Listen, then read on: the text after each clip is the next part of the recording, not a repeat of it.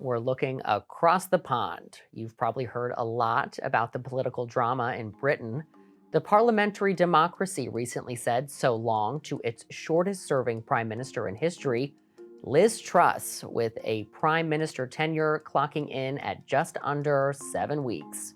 Her final days were marked by economic policies that sent ripples across European markets, ultimately leading Truss to resign and be replaced by current PM Rishi Sunak. Now, European markets have since calmed a bit, but it's left the economy and its people feeling like they're on shaky ground. We decided to explore how Britain got here and what's next for the UK and how it could impact relations with the US. And you can't start this convo without Brexit. I'm talking about Britain's exit from the European Union took place in January 2020.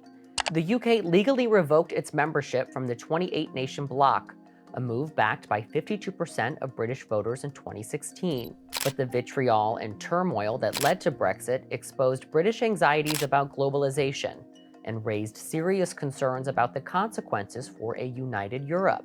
Experts say leaving the EU is the largest change in the UK's relationship with the rest of the world in nearly half a century. It wasn't a separation many Brits saw coming. Economist Sophie Hale, the co-author of a recent report exploring Brexit's impact on the European economy, explains. Most of the political establishment at the time was supporting the Remain position, including both the Labour and Conservative governments at the time. So I think at the time it was seen as unlikely that the result would have gone the way that it did. But clearly, at least 50% of the population thought that it was the right decision. Many polls show the people of Britain are changing their mind. A growing number believe leaving the EU was a mistake, and Brexit's economic impact is a big reason why. Britain was already suffering from years of lower productivity and near stagnant income growth. Brexit then battered its economy further. We saw some immediate economic impacts, the pound depreciated, and as a result, we saw some kind of price rises, some imported inflation. Since then, we've also seen business investment stalling, largely because of the kind of uncertainty that it created around the future relationship between the United Kingdom and the EU. As a reminder, much of this happened under former PM Boris Johnson. He strongly supported the leave position under Brexit. Couple that choice with 2 years of pandemic stressors, then a war in Ukraine hurting gas and energy supply, and voila, the economy is strained. So Johnson resigned right after it was revealed he violated his own administration's social distancing rules during the early pandemic, and Truss narrowly won the margin to replace him in September.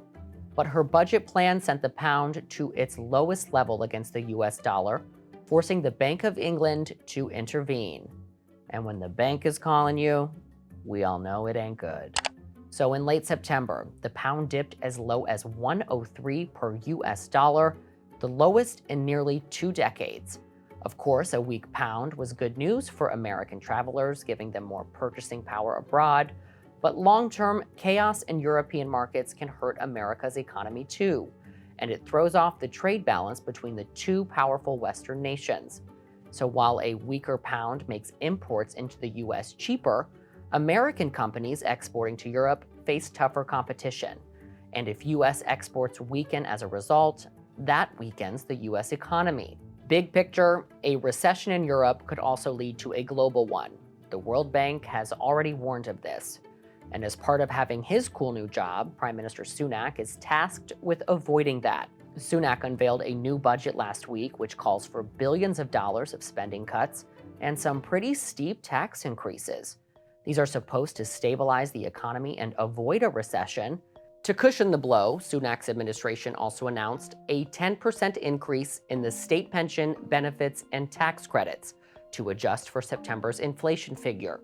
The government said it will also increase the national living wage to £10.42 an hour for adults above 23. But Hale said the outlook for living standards in the UK was still pretty dire.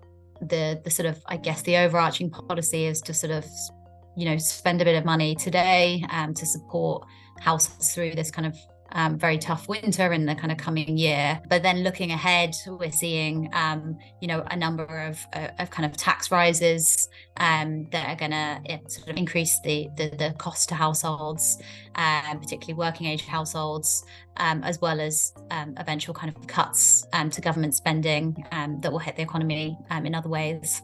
Again, any potential hits to the UK economy can complicate matters for us in the States, and really the rest of the globalized world. Which brings us back to its new leader and what his ambitions mean for America. President Joe Biden and Sunak met for the first time last week in Indonesia, where they both reaffirmed the importance of a US-UK partnership. But how our two countries negotiate going forward could change depending on evolving priorities, power dynamics, and personalities in charge. Sunak served as the Chancellor of the Exchequer under Boris Johnson, but is still a relatively new face in politics, and Washington doesn't know him that well. That's why In the Loop's very own Christian Bryant decided to learn a little more. For more on the UK's future and how things are looking for its relationship with the US, we are joined by Simon Tormé. He's a professor and the Dean of Social Sciences and Law at the University of Bristol in the UK. Thank you so much for joining us on In the Loop, Simon. My pleasure. Yeah, so one of the things we said before we got the conversation started is, some of this is going to be a bit of a primer for our audience, and then we'll get into the weeds. So let's start big picture and then close in a bit. After just under 7 weeks of a Liz Truss government, Rishi Sunak took over. He's been in office for nearly a month now. Could you tell us a little bit about how you think his time as prime minister has steered Britain's politics and economy so far? So Liz Truss, best way of framing her is in terms of a very ideological right-wing libertarian who thought that international markets didn't really count for very much. You could have a radical new departure for Britain with spending cuts and income tax cuts and really boost that economy. Unfortunately, she found that's not actually how the world works, and she had to be replaced by Rishi Sunak, who was Chancellor under Boris Johnson. So he is almost the opposite kind of approach to Liz Truss. He's very competent in terms of economics. He understands the importance of getting markets on side. I want to focus on Sunak a little bit and his relationship with the U.S. He holds a U.S. green card. He studied here, met his wife here, still owns property in California. He's spoken very fondly of the U.S. and how his time here influenced him. But those are all things that were concerning to some within British politics. I've read, other experts really talk about this and how there is a bit of friction there. What's your take on that? Rishi is a very pro-US leader. So I think as far as the kind of the special relationship between the US and the UK is concerned, this is great news if you're sitting on your side of the fence. He's our first person of color as a prime minister. So symbolically, he's a very important figure now for the rebrand of Britain away from this kind of Brexit, narrow nationalist agenda towards global Britain. I think you're going to find that Rishi is in the headlines a lot as far as the US is concerned, because he sees that relationship as very important. Security, military, economy, markets. Sunak will be saying to his cabinet, we need to be right on the same page with the US. Leading into this conversation, our viewers will have heard about Brexit and how that decision could have led Britain down the path we've seen its government and economy take this past year. What are your thoughts on that?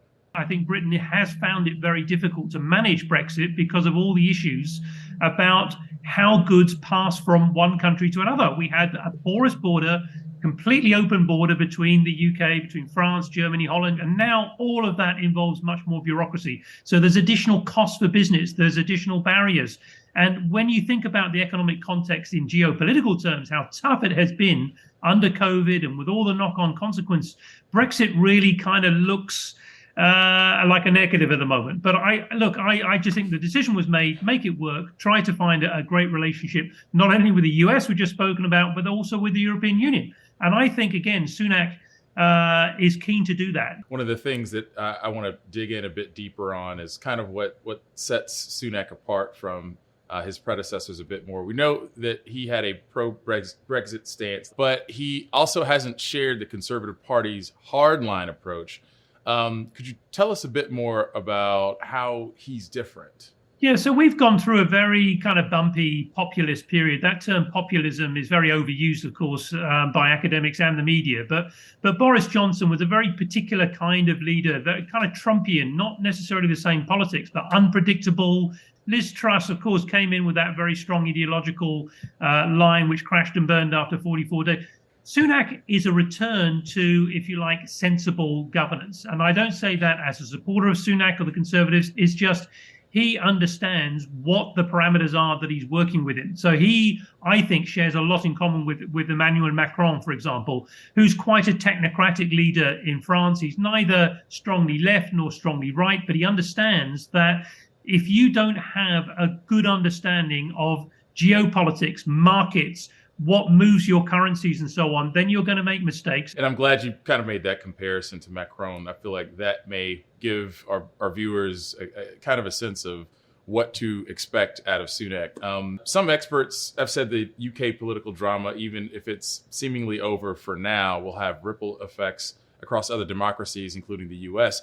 What are your thoughts on some of the driving factors behind political crises in Western democracies? Yeah, it's a great question, which is always code that academics use for saying very hard. And can I think of a good response straight away? Take your time. Take your time.